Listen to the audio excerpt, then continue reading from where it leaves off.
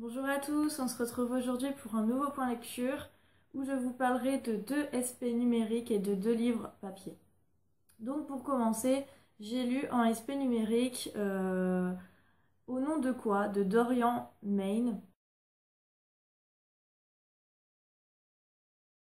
qui est un auteur français qui m'a contacté via ma boîte mail pour me proposer de lire son roman.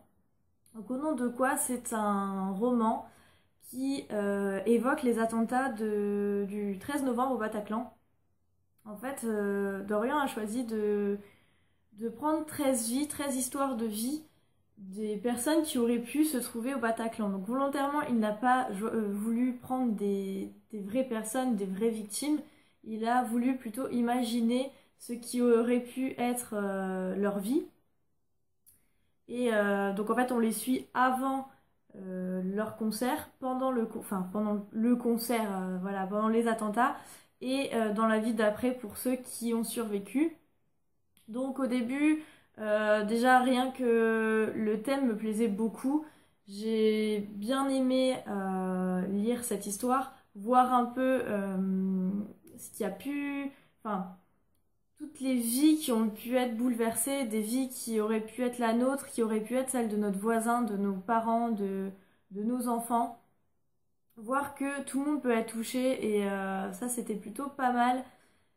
J'ai beaucoup aimé cette histoire de avant, pendant et après. J'ai trouvé ça très bien. Le seul point négatif que j'avais noté, c'était par rapport au fait que ça peut heurter la sensibilité de certains. Pour ceux qui ne sont toujours pas remis de ces événements ou qui ont été touchés vraiment de façon proche, je pense que ça peut être plutôt dur pour eux. Après, il faut avoir quand même assez de recul avec les événements pour pouvoir lire ce livre. Mais sinon, j'ai beaucoup aimé cette histoire. Je lui ai mis un 9,5 sur 10. C'était vraiment très bien, je vous le recommande. Sachant que la moitié du prix en fait d'achat est reversé à l'association qui s'occupe des victimes des attentats. Donc j'ai trouvé ça aussi pas mal qu'il puisse faire profiter une association. Donc c'était plutôt pas mal.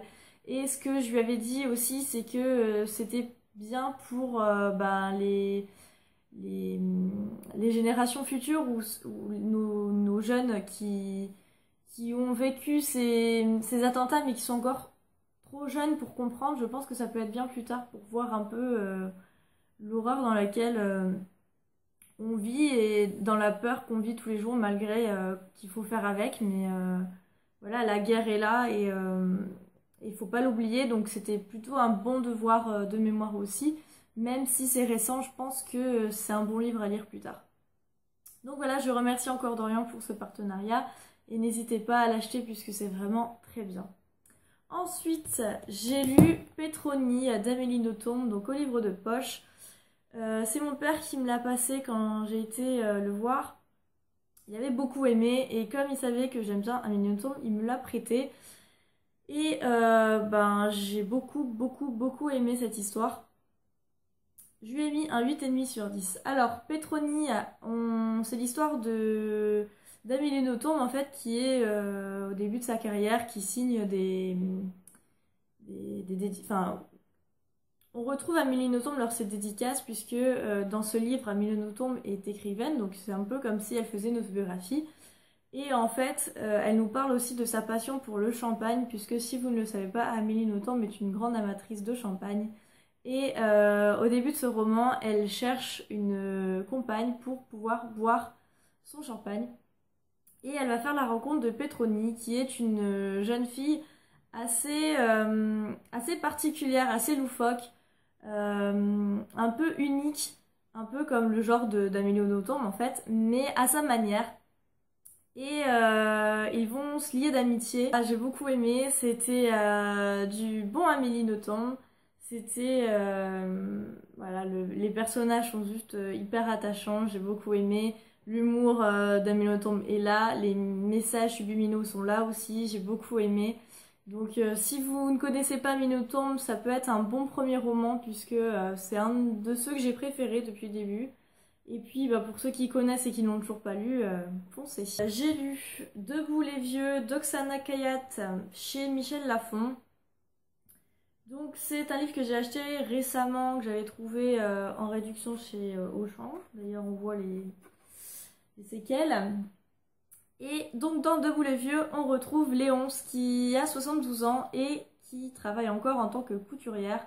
Mais son patron la convoque puisqu'il décide de la mettre à la retraite forcée. Il trouve qu'elle a fait son temps et donc il la met à la retraite. Sauf que Léonce est seule, elle n'a pas d'entourage particulier, sa vie c'est son boulot, donc elle sait pas ce qu'elle va devoir faire, elle tombe dans une dépression et en fait tout son quartier va se mobiliser pour pouvoir l'aider. Tout son quartier va pouvoir lui insuffler le goût de vivre de nouveau. C'est un livre qui m'a beaucoup plu, j'ai beaucoup aimé cet élan de générosité, cet élan de solidarité aussi qui se passe dans ce quartier. J'ai apprécié énormément le personnage de Léonce qui est très attachante. Et on voit qu'en fait, c'est une personne isolée, mais qui a beaucoup souffert dans sa vie et qui ne veut pas déranger, donc qui se renferme sur elle-même. Et c'était très touchant. J'ai beaucoup aimé la plume d'Ondine Khayat, pardon, qui est très jolie. Et j'aime bien aussi la couverture de ce roman. Donc voilà, c'est un roman qui se lit assez rapidement. Il fait dans les 380 pages. Non, même pas 300 pages, à peine 300 pages. Je lui ai mis 8 sur 10. Et enfin, sur ma liseuse, j'ai lu L'apôtre de l'ombre d'Oksana Hop, donc chez Rebelle. Je remercie tout d'abord Oksana pour ce partenariat puisque j'avais découvert cet auteur sur la chaîne de Séverine qui avait lu son deuxième roman et qui avait adoré, donc du coup j'ai été un peu intriguée et quand Oksana cherchait des partenariats, j'ai tout de suite postulé puisque ça m'intéressait et je regrette pas puisque j'ai beaucoup aimé cette histoire, donc merci encore de votre confiance. Donc La Pote de l'ombre, c'est l'histoire de Thomas Van Herk et Maxime Larnier qui sont deux flics à la PJ de Lyon et qui vont se retrouver sur une enquête de meurtre en série sur notamment des familles de 4 enfants. Lors de leur arrivée sur place, en fait, à chaque fois, ils découvrent un symbole ésotérique sur le mur et donc ils vont un peu enquêter là-dessus.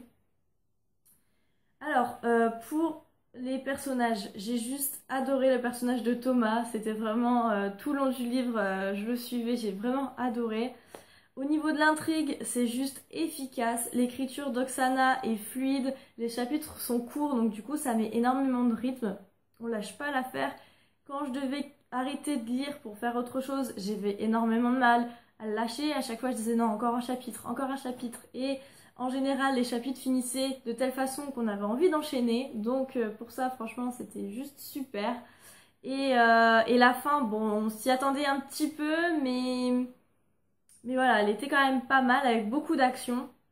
Donc j'ai beaucoup aimé et je n'hésiterai pas à lire d'autres livres de l'auteur puisque sa plume m'a beaucoup plu. Je lui ai mis un 8,5 sur 10. Je vous laisse en barre d'infos ma chronique sur Au nom de quoi et sur L'apôtre de l'ombre que vous pouvez retrouver pour avoir plus d'informations, qui sera plus détaillée qu'en vidéo. Donc voilà, j'ai été assez rapide pour ce point lecture aujourd'hui, je n'ai pas traîné. En ce moment, je lis The Book of Ivy d'Amy Angel aux éditions Lumen, donc j'ai lu à peine 60 pages. Pour l'instant, ça va, j'aime bien. C'est pas non plus transcendant, mais c'est assez addictif et en plus, ça se lit très rapidement puisque les 60 pages, je les ai lues en même pas une demi-heure, quelque chose comme ça, donc ça va se lire très rapidement. Je pense qu'aujourd'hui ou demain, ce sera fini. Donc je vous en dirai des nouvelles.